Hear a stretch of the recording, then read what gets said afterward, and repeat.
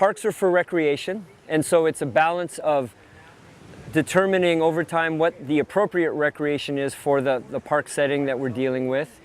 Here we have a unique situation in that we have a nested community here that surrounds the park experience. So in addition to just doing the standard kind of master planning for park infrastructure and public use, we have to be sensitive and determine how we're going to integrate that with the adjoining community, the residents and whatnot that live here. And that's a really delicate dynamic between the two, because this park is essential to the tourism industry for the Big Island, and yet it's nestled in a very quiet, low-key local community. And sometimes it's very hard to balance those two elements.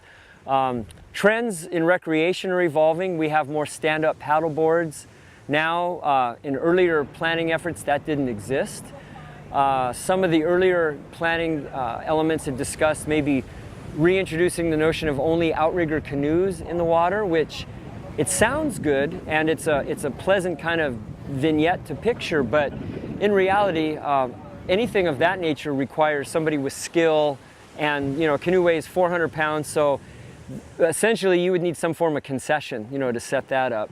But one of the big issues with recreation now is really determining how people get to the water, how frequently they get to the water, and what type of craft they're using to get to the water, and is it possible to establish or determine if there's a limit. And new planning and regulatory stuff on the horizon is related to how the federal government now is identifying impacts to the spinner dolphins. And we have some very extensive pods of dolphins in this bay.